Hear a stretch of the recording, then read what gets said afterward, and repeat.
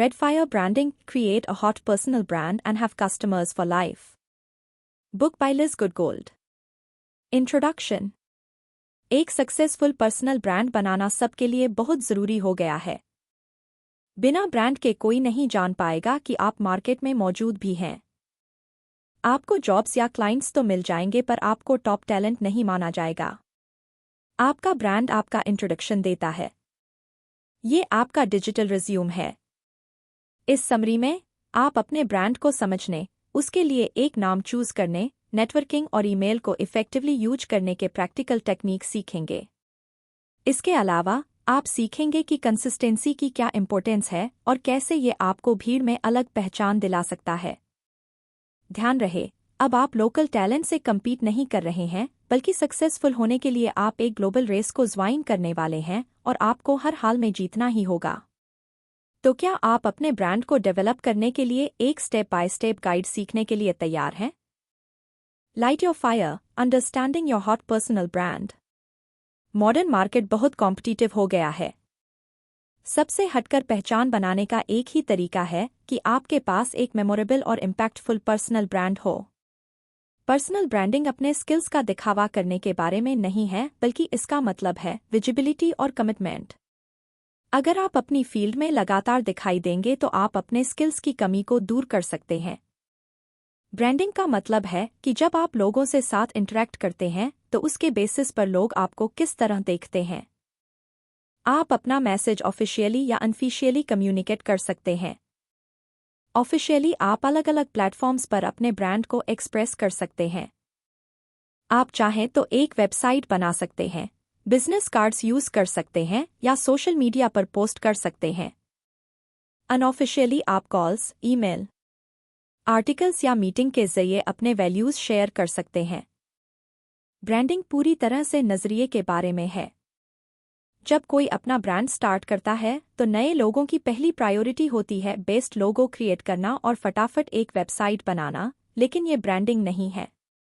इसके बजाय आपको अपने द्वारा बनाए गए ओवरऑल इंप्रेशन पर फोकस करना होगा। आपको ऑब्जेक्टिव बनना होगा और समझना होगा कि लोग आपको किस तरह से देखते हैं। आप अपने असली टैलेंट को समझने के लिए साइमन कॉवेल इफेक्ट को यूज कर सकते हैं। साइमन कॉवेल अमेरिकन आइडल जैसे शोज में एक फेमस जज रह चुके हैं। वो एकदम सीधे बात करते हैं और कई बार ऐसी कठोर बात बोल जाते हैं जो लोगों को दिल पर लग जाती है।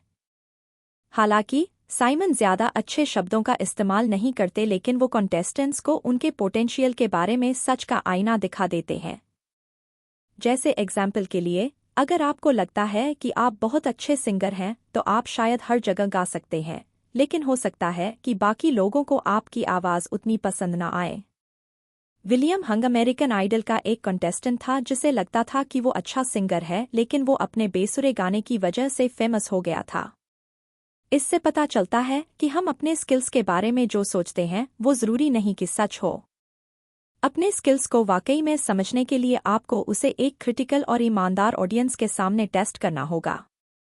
ये ऑडियंस साइमन कॉवेल की तरह आपको जज करेगी और आपको असली और कठोर फीडबैक देगी। वो आपको साफ साफ बताएगी कि आपकी ताकत और कमजोरी क्या है। इस अप्रोच को फॉलो करके आप इस बारे में निश्चिंत हो सकते हैं कि आपका पर्सनल ब्रांड आपकी असली एबिलिटीज पर बेस्ड होगा, ना कि बढ़ा चढ़ाकर बोले गए स्किल्स पर। दूसरों से हमेशा ईमानदार असेसमेंट लेने की कोशिश करें। अपनी ताकत को पहचानने के बाद उसे लगातार शेयर करते रहें ताकि आपकी एक स्ट्रॉन्ग आइडेंटिटी यानी पहचान बन सके। इस तरह आप एक पावरफुल और ऑथेंटिक ब्रांड डेवलप कर पाएंगे। आप कॉर्पोरेट ब्रांडिंग आइडियाज को कॉपी करके भी फायदा उठा सकते हैं। आप नाइकी और कोका कोला जैसी बड़ी कंपनियों से सीख सकते हैं।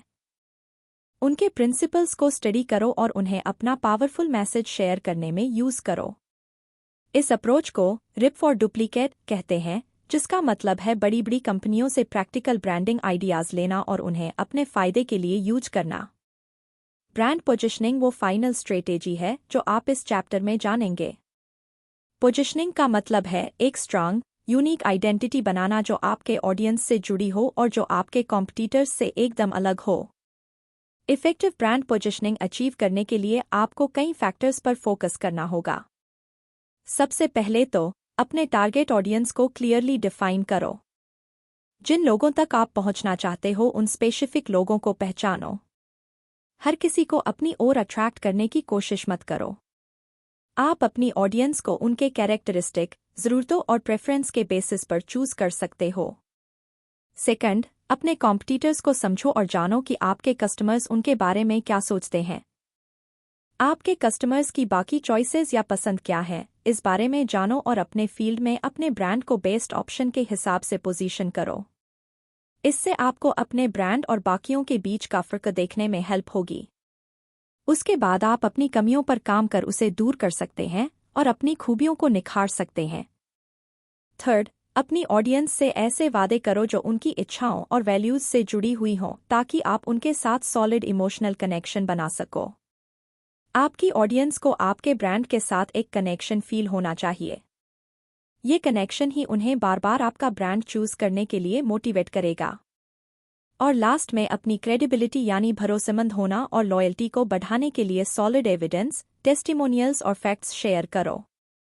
जब आप अपने वादों को पूरा करते हैं और अपनी ग्रोथ और प्रोग्रेस का प्रूफ दिखाते हैं तो आपको सिर्फ कस्टमर्स नहीं मिलते बल्कि एक फैन फॉलोइंग मिल जाती है। Billie Jean King successful positioning का सबसे बढ़िया एग्जाम्पल है। वो एक फेमस टेनिस प्लेयर हैं जिन्होंने 39 ग्रैंड स्लैम टाइटल जीते हैं और वो पहली फीमेल स्पोर्ट्स कमिश्नर भी रही हैं, लेकिन उनका ब्रांड उनकी एथलेटिक अचीवमेंट्स के कारण नहीं बना था। बिली जीन किंग इक्वालिटी और एम्पावरमेंट का सिंबल बन गई थी क्योंकि उन्होंने स्पोर्ट्स के फील्ड में सेक्सिज्म, जेंडर के बेसिस पर होने वाला भेदभाव के खिलाफ आवाज उठाई थी। उनके सबसे यादगार पलों में से था 1973 में खेला गया battle of the sexes match, जिसे उन्होंने एक फॉर्मर टेनिस प्लेयर और विंबलडन चैंपियन बॉबी रिग्स के खिलाफ खेला था। बॉबी ने खुलेआम ये दावा किया था कि उन्हें कोई औरत हरा नहीं सकती थी। जब बिली जीन ने वो मैच जीता तो उन्होंने सबको दिखा दिया कि औरतें कोई भी मुकाबला जीत सकती हैं। ये सिर्फ टेनिस में जीतने का मुद्दा नहीं था बल्कि ये स्पोर्ट्स के फील्ड में जेंडर इक्वालिटी की एक यादगार जंग जीतने का मुद्दा था। बिली जीन हमेशा फीमेल एथलीट्स को और ज्यादा अपॉर्चुनिटी देने और इक्वल पे देने जैसे मुद्दे उठाती रही हैं। उनका ब्रांड उनकी हिम्मत, पक्के इरादे और जेंडर इक्वालिटी को लेकर उनके पैशन को दिखाता है। वो स्पोर्ट्स और बाकी के फील्ड में भी औरतों के लिए एक पावरफुल रोल मॉडल बनकर उभरी हैं। ये कहानी दिखाती है कि कैसे एक सॉलिड पर्सनल ब्रांड दूसरों को इंस्पायर कर सकता है और हमेशा के लिए एक गहरी छाप छोड़ सकता है। खुद को मार्केट में पोजीशन दिलाने के लिए आपको पहले अपना नीश यानी अपनी स्पेशलिटी को चुनना होगा, अपने नीश को लेकर स्पेसिफिक बनना होगा। याद रखें कि हर ग्रेट ब्रांड की कोई एक स्पेशलिटी होती है। इस बात को एक्सेप्ट करो कि आप सबकी मदद नहीं कर सकते और ना ही सबकी प्रॉब्लम सॉल्व कर सकते हो। आपको एक मेथड यूज करते हुए सिर्फ एक तरह की ऑडियंस को टारगेट कर उनके एक प्रॉब्लम को फिक्स करने पर ध्यान देना है। Star power, why you should brand like a celebrity. हर कोई सेलिब्रिटीज की ओर अट्रैक्ट हो जाता है। ये स्टार्स अमीर होते हैं, फेमस होते हैं और उनके पीछे फैंस की भीड़ लगी होती है। उन्हें महंगे प्रोडक्ट्स के सैंपल फ्री में मिल जाते हैं और वो किसी भी इवेंट में जाकर पैसा कमा सकते हैं। जरा सोचो कि अगर आप भी सेलिब्रिटीज की तरह सक्सेसफुल होते तो क्या होता? आपकी लाइफ कैसी होती? एक स्टार की तरह अपना ब्रांड बनाकर आप इस सपने को पूरा कर सकते हैं। अपनी फील्ड में सेलिब्रिटी बनने के लिए आपको कुछ स्टेप्स को लगातार फॉलो करना होगा। लगातार कुछ करने से आप अपनी सॉलिड और मेमोरेबल आवाज मेंटेन कर पाएंगे। कंसिस्टेंसी का मतलब है कि आप जो भी करते हैं उसमें सेम इमेज प्रेजेंट करना। अपने वैल्यूज बनाएं और उसे अपनी ऑडियंस के साथ शेयर करते रहें। जैसे एग्जाम्पल के लिए मैकडॉनल्ड्स को ले लो जो एक फेमस ब्रांड है। आप मैकडॉनल्ड्स इसलिए जाते हो क्योंकि आपको पता है कि वहां आपको क्या मिलेगा। उनके फूड जॉइंट की लोकेशन चाहे कहीं भी हो लेकिन आपको उनके खाने में सेम टेस्ट मिलता है। आपको सेम टाइप का स्टाफ, सेम यूनिफॉर्म पहने हुए दिखाई देता है और उनका लोकेशन भी ऑलमोस्ट सेम ही दिखता है। मैकडॉनल्ड्स में आप चिकन मैकनगेट्स, एग मैकमफिन और बिग मैक ऑर्डर कर सकते हो। उनके हर प्रोडक्ट में सबसे पहले मैक वर्ड यूज होता है। ये दो लेटर सारे प्रोडक्ट्स को एक साथ जोड़कर इस ब्रांड की एक आइडेंटिटी बन गया है। आप भी ऐसे फेमस ब्रांड्स को कॉपी करके उनकी तरह कंसिस्टेंसी सीख सकते हो। अपनी ऑडियंस को बताओ कि उन्हें आपसे क्या उम्मीद करनी चाहिए और फिर इन उम्मीदों को पूरा करो। कंसिस्टेंट बने रहो और ऐसा कुछ मत करो जिससे आपके ब्रांड को कोई नुकसान पहुंचे। ऐसे वादे करने से भी बचो जिसे आप पूरा ना कर सको। जैसे एग्जाम्पल के लिए, मेग रायन एक फेमस हॉलीवुड एक्ट्रेस हैं। उन्हें उनके रोमांटिक रोल्स के लिए बेहद पसंद किया जाता था। उनकी पर्सनालिटी बहुत फनी, काइंड और चार्मिंग है। वो when Harry met Sally, you have got mail और when a man loves a woman जैसी सक्सेसफुल मूवीज में लीडिंग रोल निभा चुकी हैं।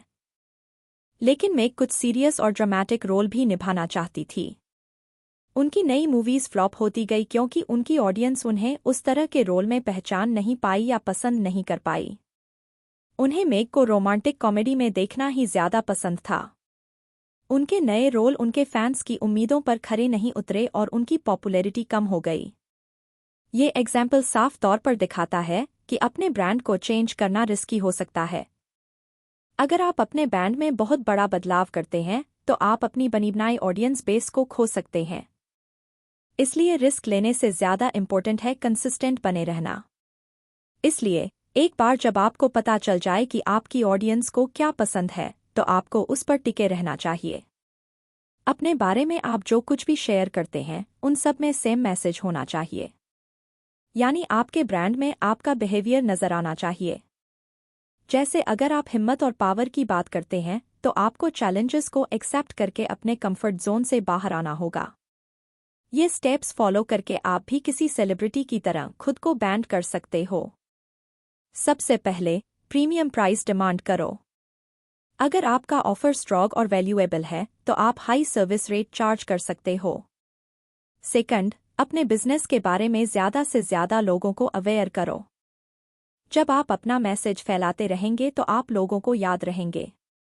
फिर चाहे आपकी ऑडियंस को बेशक अभी आपकी सर्विस की जरूरत ना हो पर फ्यूचर में उन्हें आपका नाम याद रहेगा। वो आपके बारे में अपने फ्रेंड्स से डिस्कस करेंगे और आपके प्रोडक्ट्स को अपने सोशल मीडिया अकाउंट पर शेयर भी करते रहेंगे। थर्ड, अपनी क्रेडिबिलिटी यानी भरोसेमंद होने की क्वालिटी को बढ़ाओ। जब आप अपने वैल्यू का प्रूफ दिखाते हो तो आपको लॉयल कस्टमर्स मिलते हैं। लॉयल कस्टमर्स हमेशा आपके प्रोडक्ट्स और सर्विस चूज करते हैं। वो आपको एक भरोसेमंद सोर्स के तौर पर देखते हैं जो उनकी प्रॉब्लम को सॉल्व कर सकता है। अच्छी रेप्यूटेशन बनाकर आप नए कस्टमर्स को भी किसी मैग्नेट की तरह अपनी ओर खींच सकते हैं। और फाइनली, अपने प्रोग्रेस को ट्रैक करते रहो। एक ब्रांड बनाना वन टाइम एक्टिविटी नहीं है, इसलिए उसे ट्रैक करते रहो, खुद को इम्प्रूव करते रहो और अपने वादों को पूरा करो। सक्सेसफुल होने के बाद भी आपको अपना जादू बनाए रखना है। एक सेलिब्रिटी की तरह अपना ब्रांड बनाओ और फिर देखो कि आप कैसे अपनी फील्ड के स्टार बन जाते हो। Name dropping, how to build a brand that sizzles. इस चैप्टर में आप अपने ब्रांड के लिए सही नाम चूज करना सीखेंगे। अपने बिजनेस का नाम अपने नाम पर ना रखें। अपनी कंपनी का नाम अपने नाम पर रखने से आपकी अपॉर्चुनिटी लिमिटेड हो जाती है।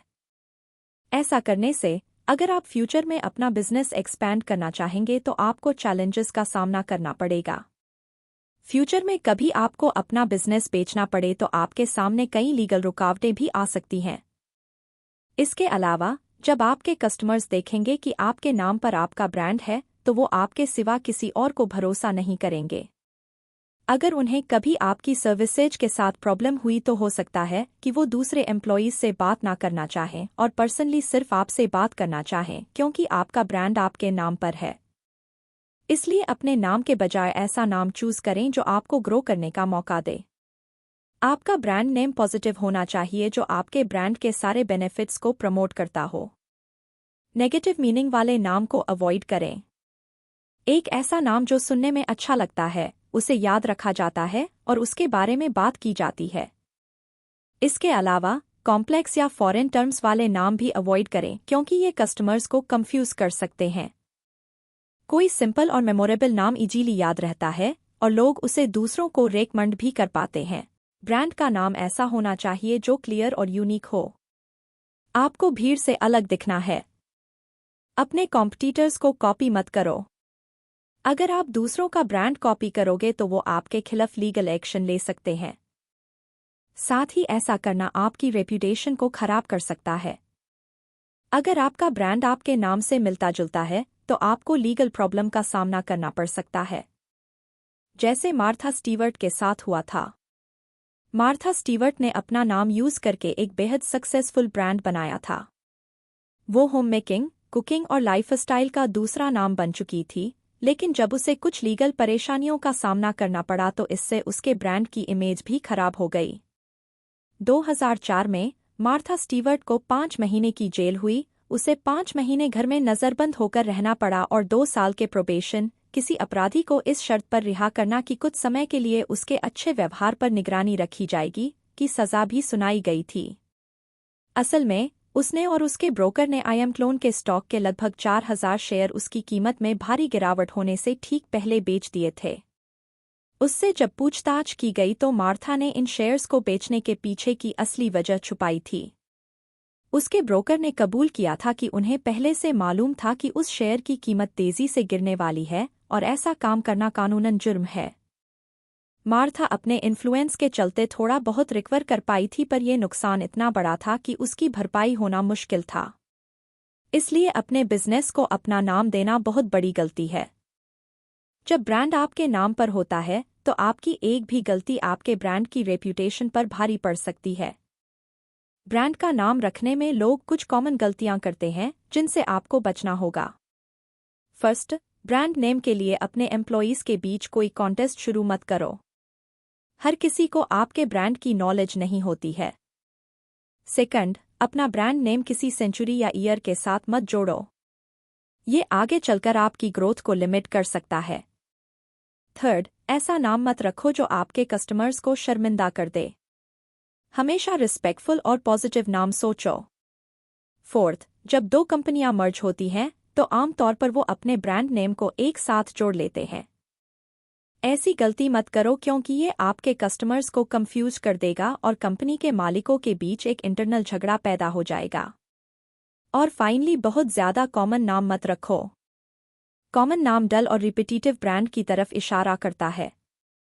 इससे बेहतर है कि कोई यूनिक नाम रखा जाए जो क्लियरली आपके वैल्यूज को एक्सप्रेस करे।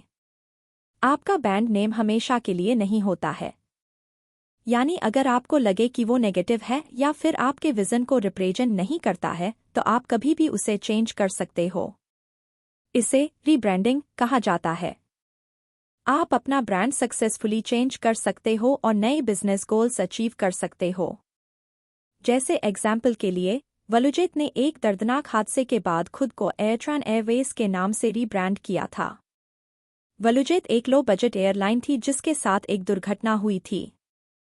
मई 1996 में वलुजेत फ्लाइट 592 टेक ऑफ के कुछ ही देर बाद फ्लोरिडा के एवरग्लेड्स एरिया में क्रैश हो गई थी। इस हादसे में 110 पैसेंजर और क्रू मेंबर मारे गए थे। इस भयानक हादसे के बाद इस एयरलाइन की रेप्यूटेशन को काफी धक्का लगा था। इस क्रैश ने वलुजेत के अंदर सेफ्टी से जुड़े कई मुद्दों पर रोशनी डाली थी। क्रैश के बाद किसी को भी इस एयरलाइन पर भरोसा नहीं रहा था। कस्टमर्स ने इनकी टिकट खरीदना बंद कर दिया था और कंपनी घाटे में चलने लगी थी। अपना नाम बचाने के लिए कंपनी ने खुद को रीब्रांड करने का फैसला किया। 1997 में वलुजेत ने एयरट्रान एयरवेज नाम की एक छोटी एयरलाइन खरीदी। ये रीब्रांडिंग एक फ्रेश स्टार्ट और एक कमिटमेंट को लेकर आया था कि ये कंपनी अपनी सेफ्टी और सर्विस स्टैंडर्ड को इम्प्रूव करेगी। इस नई एयरट्रान एयरवेज ने खूब मेहनत की, अच्छी कस्टमर सर्विस दी और पहले से ज्यादा स्ट्रिक्ट सेफ्टी रूल्स को फॉलो करने लगी। इस रीब्रांडिंग ने कस्टमर्स को उस दुखद घटना को भूलने में और फ्यूचर पर फोकस करने में कंपनी की बहुत मदद की। रीब्रांडिंग काम कर भी सकता है और फेल भी हो सकता है। ये आपकी इंटेलिजेंस पर है कि आप सही नाम चूज करें और कमिटेड एक्शन लें। कुल मिलाकर, आपका brand name positive, memorable, unique होना चाहिए जिसे बोलना आसान हो। एक अच्छा नाम किसी पावरफुल एसेट से कम नहीं होता है, इसलिए जल्दबाजी किए बिना सोच समझकर अच्छा नाम चूज करें जो आपके ब्रांड की आइडेंटिटी और गोल्स से मैच करता हो। याद रहे, आप किसी प्रोडक्ट को नाम नहीं दे रहे हैं बल्कि एक लेगसी बना रहे हैं। fueling your brand, mastering public relations to get the word out and the revenue in. Publicity, branding का सबसे इम्पोर्टेंट टूल है। आप जितना ज्यादा दिखाई देंगे लोग आपके बारे में उतना ज्यादा बात भी करेंगे, इससे से ज्यादा लोग आपको जान पाएंगे। एक इफेक्टिव और फ्री पब्लिसिटी स्ट्रेटेजी है पब्लिक रिलेशन (पीआर), जो आपके ब्रांड की विजिबिलिटी और क्रेडिबिलिटी को बूस्ट करता है। पीआर का मतलब है अपने ब्रांड के बारे में अवेयरनेस बढ़ाने के लिए मीडिया से जुड़ना। पब्लिसिटी आपको क्लाइंट्स और प्रोस्पेक्ट्स की नज़र में लेकर आती है, और जब आप किसी मीडिया प्लेटफॉर्म पर दिखाई देते हैं तो बाकी लोग भी आपको नोटिस करने लगते हैं। यानी पीआर यूज करने का गोल होता है ये पक्का करना कि आपकी टारगेट ऑडियंस हमेशा आपके ब्रांड के बारे में बात करती रहे। जब आप उनकी फर्स्ट चॉइस बनेंगे तो वो आपकी सर्विस के लिए ज्यादा पे करने को भी तैयार होंगे, और यही चीज़ आपको अपनी इंडस्ट्री में जिता सकती है। आप खुद अपनी पब्लिसिटी करने के लिए इन्वेस्ट कर सकते हैं, लेकिन ये चीज़ हमेशा काम नहीं करती है। आप पब्लिसिटी के लिए किसी मैगजीन को पे कर सकते हैं कि वो आप पर एक आर्टिकल लिखें, लेकिन उस आर्टिकल के सक्सेसफुल होने की गारंटी नहीं है, इसलिए बेहतर होगा कि अवेलेबल डेटा को एनालाइज किया जाए। अपने प्रोस्पेक्ट्स से पूछो कि उन्हें आपके बारे में किस प्लेटफॉर्म से पता चला, ताकि आपको पता चल सके कि आपको कहाँ सबसे ज्यादा लीड मिल सकती है। उसके बाद इन प्लेटफॉर्म्स में इन्वेस्ट करो। ये तरीका रैंडम पब्लिसिटी से कहीं ज्यादा बेहतर और सेफ ऑप्शन है। इस बुक की ऑथर लिज गुडगोल्ड ने 1997 में द न्यूएंसिंग ग्रुप की शुरुआत की थी। वो बिजनेस के सक्सेसफुल होने के लिए मीडिया एक्सपोजर के पावर को बखूब समझती थी। अपना बिजनेस कार्ड प्रिंट करवाने से पहले ही लिज ने मीडिया से जुड़ना शुरू कर दिया था। उनके प्रोएक्टिव अप्रोच के कारण ही उनके बिजनेस को सैन डिएगो बिजनेस जर्नल के फ्रंट पेज पर फीचर किया गया था। ये उनके बिजनेस के लिए एक बड़ी अचीवमेंट साबित हुई। ये आर्टिकल बड़े पैमाने पर ऑडियंस तक पहुंचा, जिसमें से कुछ उनके पोटेंशियल क्लाइंट बनने वाले थे। 2 घंटे के अंदर ही लिज को एजेंसी सॉफ्टवेयर नाम की एक कंपनी से कॉल आ गया जो उनकी सर्विसेज लेना चाहता था। ये क्विक रिस्पॉन्स दिखाता है कि कैसे प्रैक्टिकल मीडिया एक्सपोजर आपके लिए बिजनेस अपॉर्चुनिटी जनरेट कर सकता है। एजेंसी सॉफ्टवेयर लिज के साथ $50,000 की डील साइन करना चाहता था। तो अगर आप भी कुछ नया लॉन्च करने जा रहे हैं तो मीडिया के साथ जरूर जुड़े। ये ध्यान रखें कि आपका मैसेज स्ट्रॉन्ग और क्लियर होना चाहिए, जो आपके स्किल्स और आपकी सर्विस के वैल्यू को दिखाता हो। आप मीडिया अटेंशन पाने के लिए कॉन्टेस्ट मेथड भी यूज कर सकते हैं। कॉन्टेस्ट बहुत कारगर पीआर स्ट्रैटेजी है, क्योंकि ये आपके ब्रांड को कई तरीकों से ग्रो करने का मौका देता है। सबसे पहले तो कॉन्टेस्ट सबका ध्यान अपनी तरफ खींचता है। कॉन्टेस्ट क्रिएट करके आप ज्यादा से ज्यादा एक्साइटेड कैंडिडेट्स और मीडिया का ध्यान खींच सकते हो, जो किसी इवेंट में सब कुछ कवर करने के लिए तैयार रहते हैं। ये इवेंट आपको स्पॉटलाइट में लाकर खड़ा कर देगा और हर कोई आपकी ही बात करेगा। सेकंड, कॉन्टेस्ट आपको नए प्रोस्पेक्ट और कस्टमर्स का डेटाबेस बनाने में हेल्प करता है। जब लोग आपके कंपटीशन में आएंगे तो अपना कॉन्टैक्ट इन्फॉर्मेशन देंगे, जो आप फ्यूचर मार्केटिंग के लिए यूज कर सकते हो।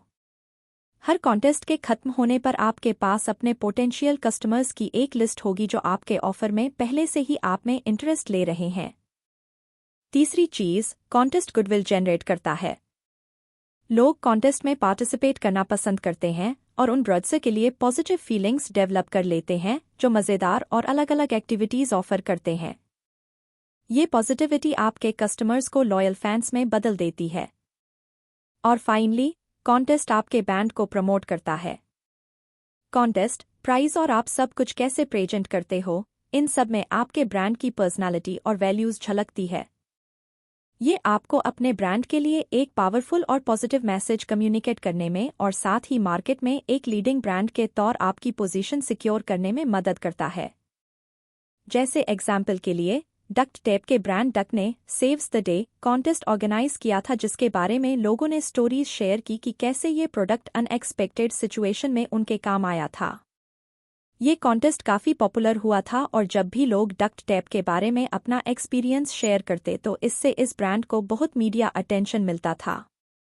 इसके अलावा हर पार्टिसिपेंट ने कॉन्टेस्ट में पार्टिसिपेट करने पर अपने कॉन्टैक्ट इन्फॉर्मेशन के साथ अपनी स्टोरी ऐड की थी, जिससे ब्रांड को नए पोटेंशियल कस्टमर्स की एक नई लिस्ट मिल गई थी।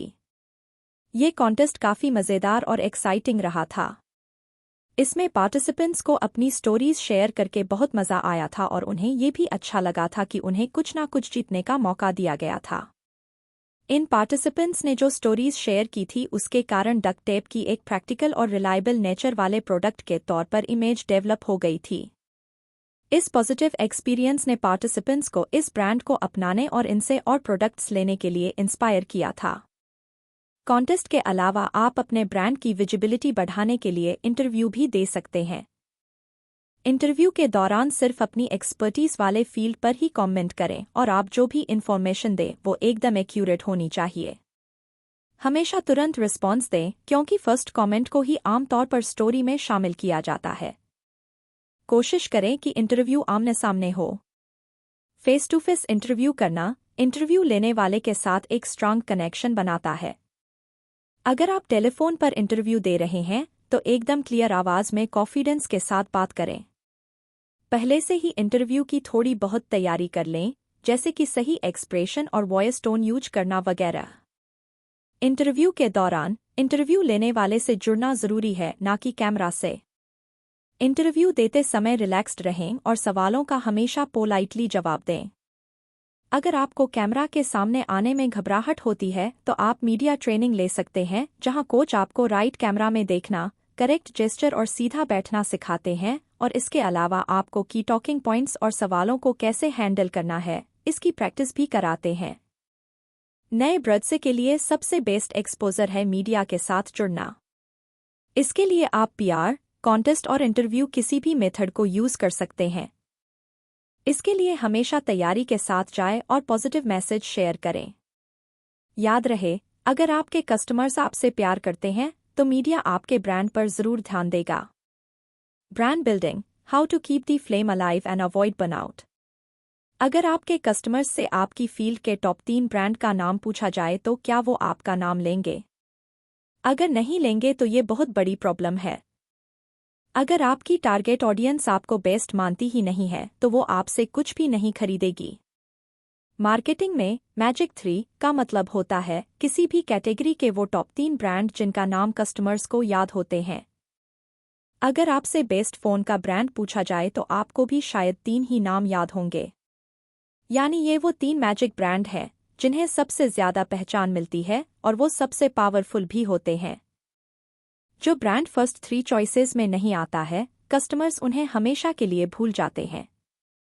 तो अगर आपके पास बेचने के लिए कोई प्रोडक्ट या सर्विस है तो आपको अपनी फील्ड के बेस्ट 3 में शामिल होना ही होगा। अगर आपको अटेंशन चाहिए तो हमेशा वैल्यू डिलीवर करने पर फोकस करो। पिछले चैप्टर्स से जो स्ट्रेटेजी आपने सीखी है उन्हें अपने ब्रांड को बनाने और मेंटेन करने के लिए यूज करो। आपको अपनी फील्ड के टॉप चॉइसेस में से एक बनना ही होगा। यही एक रास्ता है सक्सेसफुल होने का। इसके अलावा आपको अपना ब्रांड अलाइव भी रखना होगा। जहां आपकी ऑडियंस की नज़र अक्सर पड़ती हो, ऐसी जगह अपना मैसेज डालो ताकि वो आपका नाम कभी भूल ना पाएं। जैसे मान लो कि बिल होवे नाम की एक प्लम्बिंग कंपनी कस्टमर्स के घरों के रिपेयर के लिए इस्तेमाल किए जाने वाले पाइप पर अपना स्टिकर लगाती है। ये बड़ा ही स्मार्ट तरीका है। इससे होता यह है कि जब भी कस्टमर को कोई प्लम्बिंग से जुड़ी प्रॉब्लम होती है तो उसकी नज़र उन स्टिकर्स पर जाती है और वो बिल होवे प्लम्बिंग को कॉल कर देते हैं। आमतौर पर कंपनियां अपना नाम पेन या नोटबुक पर प्रिंट करवाकर नए कस्टमर्स को देती हैं, लेकिन आज के टाइम में ये तरीका काम नहीं करेगा क्योंकि आज हम डिजिटल वर्ल्ड में जी रहे हैं। अपनी ब्रांडिंग स्ट्रेटेजी को क्रिएटिव और मॉडर्न बनाओ। इसके लिए आप प्रीमियम सर्विसेज ऐड कर सकते हैं। प्रीमियम वो यूनिक गिफ्ट होता है जो आप अपने सबसे लॉयल कस्टमर को देते हैं। यानी क्लाइंट जितना वैल्यूएबल होगा उतना ही काम का गिफ्ट उसे मिलेगा। यहाँ तक कि इसमें स्नेल मेल भी काम कर सकती है। थैंक यू कार्ड और छोटे छोटे गिफ्ट भेजने से आपके और आपके कस्टमर्स के बीच मजबूत रिश्ता बनता है। जैसे एग्जाम्पल के लिए पैम रसल सेंड आउट कार्ड्स बेचती हैं। वो अपने क्लाइंट्स और प्रोस्पेक्ट्स को स्नेल मेल के जरिए कार्ड भेजती हैं जिसमें thank you card, holiday greeting और nice to meet you notes होते हैं। ये गिफ्ट भेजकर पैम अपने क्लाइंट्स के साथ अपने रिश्ते को मजबूत बनाती हैं। ये स्ट्रेटेजी साबित करती है कि पैम को अपने क्लाइंट्स की कितनी परवाह है, जिससे कस्टमर की लॉयल्टी और रेफरल्स भी बढ़ने लगते हैं। इसके अलावा उनके कस्टमर्स को उनका ब्रांड नेम भी याद रह जाता है। वनीसा रॉजर्स इसका एक और बढ़िया एग्जाम्पल है। वनीसा हैंडेड बाय वीव नाम से एक कंपनी चलाती है जो बिजनेस कार्ड बेचती है। अपने क्लाइंट्स को फ्री बिजनेस कार्ड भेजने के बजाय वो उन्हें हैंडमेड कार्ड बनाकर भेजती हैं। इन कार्ड्स के डिज़ाइन काफ़ी अनोखे होते हैं, जिनमें उनके ब्रांड की पर्सनालिटी और वैल्यूज़ की झलक मिलती है। हैंडमेड कार्ड ऑफर करके वनीसा अपने क्लाइंट्स के साथ एक पर्सनल और केयरिंग कनेक्शन बनाती है। हैंडमेड कार्ड ज़्यादा इम्प्रेसिव और इमोशनली टचिंग होते हैं, जो रेगुलर कार्ड के मुकाबले लंबे समय तक याद रह जाते हैं। ये personal touch handed by Weave को इतना पावरफुल ब्रांड बनाता है जिसके साथ मुकाबला करना मुश्किल है। यानी आप जितना अपने क्लाइंट्स को पैम्पर करेंगे उतना ही ज़्यादा वो आपके ब्रांड को प्यार देंगे और उसे याद रखेंगे। आपको ज़्यादा एफर्ट करके हैंडमेड गिफ्ट भेजने की ज़रूरत नहीं है।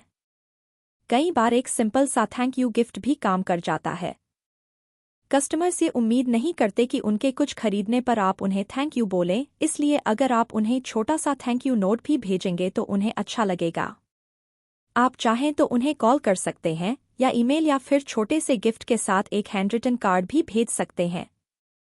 अपने प्रीमियम को पहले से तैयार रखें। आपको तुरंत थैंक यू जेस्चर्स के साथ फॉलो करना होगा। जब आप तुरंत फॉलो अप करेंगे तो इससे आपकी कमिटमेंट और क्लाइंट्स के लिए आपकी एप्रिशिएशन का पता चलेगा। इसलिए एक सॉलिड ब्रांड बनाने के बाद आपका गोल होना चाहिए कि आपके मार्केट के टॉप 3 ब्रांड्स में आपका नाम आए और उसे याद रखा जाए। स्ट्रैटेजिक बने और अपने ब्रांड से रिलेटेड प्रीमियम ऑफर करें।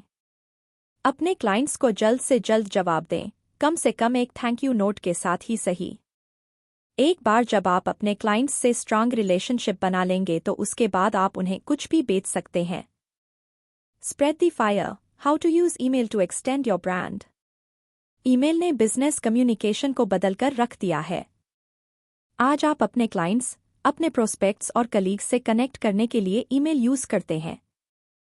ये अपनी ऑडियंस के साथ कोई इन्फॉर्मेशन या अपडेट शेयर करने के लिए एक एफिशिएंट टूल है। आप अपने ब्रांड को प्रमोट करने के लिए ईमेल यूज कर सकते हैं। एक ईमेल स्ट्रेटेजी में शामिल है प्रोफेशनल ईमेल बनाना, एंगेजिंग न्यूज़लेटर क्रिएट करना और टाइमली और रेलेवेंट ईमेल भेजना। यही समय है जब आप अपने ब्रांड आउटरीच को इम्प्रूव करने के लिए ईमेल की पावर को यूज कर सकते हैं। सबसे पहले आपको एक प्रोफेशनल ईमेल की ज़रूरत है। इसकी शुरुआत एक डोमेन स्पेसिफिक एड्रेस क्रिएट करके करो। अपने बिजनेस के लिए गूगल या याहू जैसा कोई फ्री ईमेल यूज मत करो। एक प्रोफेशनल ईमेल ऐसा होना चाहिए जिसमें आपका ब्रांड नेम और सिग्नेचर शामिल हो सके। इसमें अपने सिग्नेचर के साथ अपना contact information, phone number, tagline और आपकी वेबसाइट पर ले जाने वाला लिंक ऐड करो। अपना फर्स्ट नेम यूज करके अपने ईमेल को सिंपल रखो और स्पेलिंग मिस्टेक करने से बचो। इसके अलावा इसमें नंबर, हाइफन या अंडरस्कोर यूज मत करो क्योंकि लेटर को सिंबल के साथ मिक्स करने से कंफ्यूजन हो सकता है। अगर आपके ऊपर पूरी टीम की जिम्मेदारी है तो ये पक्का करो कि हर कोई सेम ईमेल फॉर्मूला यूज करे। ये आपके ब्रांड की कंसिस्टेंसी को दिखाता है। एक बार जब आपका प्रोफेशनल ईमेल रेडी हो जाए तो अपने न्यूज़लेटर के बारे में सोचो। एक इफेक्टिव न्यूज़लेटर बनाने के लिए आपको कुछ स्टेप्स फॉलो करने होंगे। इसकी शुरुआत सेम सेंडर नेम यूज करते हुए ईमेल भेजने से करो। जैसे एग्जाम्पल के लिए, अगर आप फ्रॉम जॉन जैसी लाइन यूज करते रहेंगे तो रीडर्स को आपका नाम याद रहेगा और ये भी कि आप किस चीज़ के लिए स्टैंड करते हैं। अपनी रीडिंग रेट बढ़ाने के लिए एक जाना पहचाना नेम यूज करो। इसके बाद एक इंटरेस्टिंग सब्जेक्ट लाइन लिखो। रीडर्स के साथ अपनापन बढ़ाने के लिए सब्जेक्ट लाइन में रेसिपिएंट, जिसे ईमेल भेजा जा रहा है, का नाम ऐड करो। आप अपने ईमेल के कंटेंट के बारे में अपने रेसिपिएंट को क्यूरियस बना सकते हैं। Discover the secret to boosting your X जैसा सब्जेक्ट लाइन यूज करके आप अपने रीडर्स को और इंटरेस्टेड बना सकते हैं। अपनी बात को क्लियरली रखें और अपने ऑफर की वैल्यू को डायरेक्टली एक्सप्रेस करें। जैसे एग्जाम्पल के लिए, get your free guide to X now. Action verb use करके अपने रीडर्स को तुरंत एक्शन लेने के लिए एनकरेज करें। इसके बाद एक कंसिस्टेंट शेड्यूल पर अपने न्यूज़लेटर को भेजो। आपके ईमेल की टाइमिंग भी उतनी ही इम्पोर्टेंट है। हॉलिडे से पहले या बाद में ईमेल मत भेजो जब तक कि आप किसी सेल को प्रमोट करने वाले रिटेलर ना हो। अपने न्यूज़लेटर में हमेशा वैल्यूएबल कंटेंट ऑफर करो, जैसे कि नए प्रोडक्ट्स को इंट्रोड्यूस करना, ट्रेंड्स को शेयर करना या हेल्पफुल टिप्स बताना। ईमेल को शॉर्ट और डायरेक्ट रखो। एक सिंपल आर्टिकल से स्टार्ट करो और फुल कंटेंट के लिए अपनी वेबसाइट का लिंक शेयर करो। अपने मैसेज को और पावरफुल बनाने के लिए आप ग्राफिक्स भी यूज कर सकते हो। ये ध्यान रहे कि आपके ग्राफिक्स में और इन्फॉर्मेशन के लिंक्स भी होने चाहिए। अपने न्यूज़लेटर को पढ़ने में आसान बनाने के लिए बुलेट पॉइंट्स और हेडर्स यूज करो। ईजीन क्वीन के नाम से मशहूर अलेक्जेंड्रिया ब्राउन वेब मार्केटिंग में एक्सपर्ट हैं। उन्होंने 1998 में अपना बिजनेस स्टार्ट कर एक सक्सेसफुल न्यूज़लेटर बनाया था। अपने न्यूज़लेटर में वो मार्केटिंग टिप्स शेयर करती हैं जो उनकी ऑडियंस को फाइनेंशियल सक्सेस अचीव करने में हेल्प करता है। अलेक्जेंड्रिया की एक्सपर्टीज ने जल्द ही न्यूयॉर्क टाइम्स और स्कोलास्टिक बुक्स जैसे बड़े-बड़े क्लाइंट्स को अपनी ओर अट्रैक्ट करना शुरू कर दिया। वो अपनी वेब मार्केटिंग ज़रूरतों के लिए उन पर भरोसा करने लगे क्योंकि वो जानते थे कि वो मार्केटिंग को कितना वैल्यू देती हैं। अलेक्जेंड्रिया के सक्सेस का सीक्रेट है उनका मल्टीपल प्लेटफॉर्म्स के जरिए अपनी मार्केटिंग स्किल्स शेयर करने की एबिलिटी। मार्केटिंग एडवाइस के अलावा वो वेब मार्केटिंग को इम्प्रूव करने के लिए डाउनलोडेबल प्रोडक्ट्स भी शेयर करती रहती हैं। इसके अलावा अलेक्जेंड्रिया एक वीकली ईजीन, जो इलेक्ट्रॉनिक मैगजीन का शॉर्ट फॉर्म है, भी लिखती हैं जिसमें मार्केटिंग और सक्सेस को हाईलाइट किया जाता है। ईजीन एक डिजिटल पब्लिकेशन है जिसे ईमेल के जरिए शेयर किया जाता है और ये वेबसाइट पर भी अवेलेबल होता है। इस ईजीन में एक्शन लेने लायक एडवाइस, ट्रेंड्स और मार्केटिंग पर अपडेट्स दिए जाते हैं। जो भी अपनी ऑनलाइन प्रेजेंस बढ़ाने के तरीके ढूंढ रहा है उसे ये रेफरेंस जरूर चेक करना चाहिए। अपने इंटरेस्टिंग और इन्फॉर्मेटिव कंटेंट के कारण अलेक्जेंड्रिया के रीडर्स उनकी मैगजीन के हर इश्यू का बेसब्री से इंतजार करते हैं। ईजीन की कंसिस्टेंसी और क्वालिटी ने उनके लिए एक लॉयल फॉलोइंग क्रिएट कर दी है। ये है न्यूज़लेटर और ईमेल मार्केटिंग की पावर। अलेक्जेंड्रिया की तरह आप भी अपनी ब्रांडिंग के लिए ईमेल यूज कर सकते हैं। एक प्रोफेशनली मेल सेट करके एक इंटरेस्टिंग न्यूज़लेटर क्रिएट करो। अपने कैंपेन की सक्सेस का पता लगाने के लिए अपने open rate, click through rate और कन्वर्शन रेट को चेक करते रहो। ये देखने के लिए कि आपकी ऑडियंस को क्या पसंद आता है, अलग अलग एलिमेंट्स को टेस्ट करो जैसे सब्जेक्ट लाइन और ऑफर्स को। इसे ट्रैक करते रहो, टेस्ट करते रहो और इम्प्रूव करते रहो। कंक्लूजन।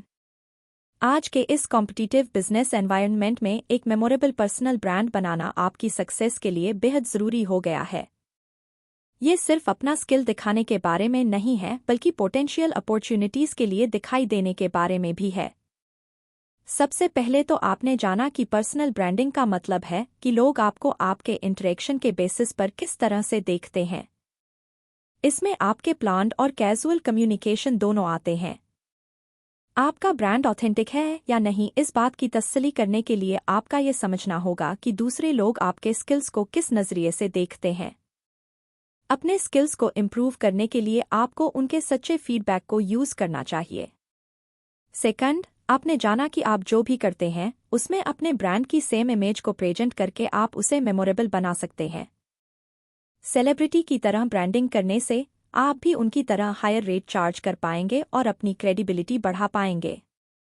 थर्ड, आपने जाना कि अगर आप फ्यूचर में ग्रो करना चाहते हैं और लीगल प्रॉब्लम से बचना चाहते हैं तो अपने बिजनेस को अपना नाम कभी मत दो। इसके अलावा कभी कॉम्प्लेक्स, नेगेटिव या कॉमन नाम भी यूज मत करो। फोर्थ, आपने जाना कि अपने ब्रांड की विजिबिलिटी बढ़ाने के लिए आप पब्लिक रिलेशन का मेथड यूज कर सकते हो। आपको ऐसी जगहों पर इन्वेस्ट करना चाहिए जो आपको सबसे ज़्यादा लीड्स दे सके और लोगों का अटेंशन पाने के लिए आपको कॉन्टेस्ट क्रिएट करना चाहिए। गुडविल जनरेट करना भी आपके ब्रांड को प्रमोट करने में हेल्प करता है। फिफ्थ, आपने सीखा कि आपका मकसद होना चाहिए अपनी फील्ड के टॉप 3 ब्रांड्स में शामिल होना ताकि आपको पहचान और कस्टमर्स की लॉयल्टी मिल सके। अपने ब्रांड को अलाइव रखने के लिए अपना मैसेज वहां शेयर करो जहां आपके ऑडियंस की नज़र अक्सर पड़ती रहे। फाइनली, आपने जाना कि एक domain specific email address use करना ज़्यादा प्रोफेशन होता है। ये आपको अपने कॉन्टैक्ट इन्फॉर्मेशन के साथ एक कंसिस्टेंट सिग्नेचर ऐड करने में मदद करता है। आपको जाना पहचाना sender name, interesting subject line और वैल्यूएबल कंटेंट वाला एंगेजिंग न्यूज़लेटर क्रिएट करना चाहिए। एक मेमोरेबल पर्सनल ब्रांड डेवलप करने से आपको कई नए मौके मिल सकते हैं, आपकी क्रेडिबिलिटी बढ़ सकती है और आप अपनी फील्ड में एक स्ट्रांग प्रेजेंस बना सकते हैं। इसके अलावा एक पावरफुल ब्रांड क्रिएट करने के लिए आपको कंसिस्टेंसी, ईमानदारी और इफेक्टिव पोजीशनिंग जैसे क्रिटिकल एलिमेंट्स की बेहद ज़रूरत होगी। आपका ब्रांड आपका सबसे वैल्यूएबल एसेट है। अपने ब्रांड की वैल्यू क्रिएट करने के लिए, उसका इम्पैक्ट डालने और उसकी रीच बढ़ाने के लिए इस समरी में बताई गई स्ट्रेटेजी और टूल्स को यूज़ करें। एक बार जब आप लॉयल ऑडियंस को अट्रैक्ट कर लेंगे तो फिर आपको अपने बिजनेस को एक्सपैंड करने के नए आइडियाज़ खुद ब खुद आने लगेंगे। अगर आप सक्सेसफुली अपना ब्रांड क्रिएट कर भी लेते हैं तो भी आपको मार्केट में अपनी पोजीशन को मेंटेन करने के लिए मेहनत करनी होगी। किसी भी तरह के स्कैंडल से बचने की कोशिश करो और अपनी पॉजिटिव रेप्यूटेशन बनाओ। अपने कस्टमर्स के साथ अच्छे से पेश आओगे तो वो भी बदले में आपको रिवॉर्ड देंगे।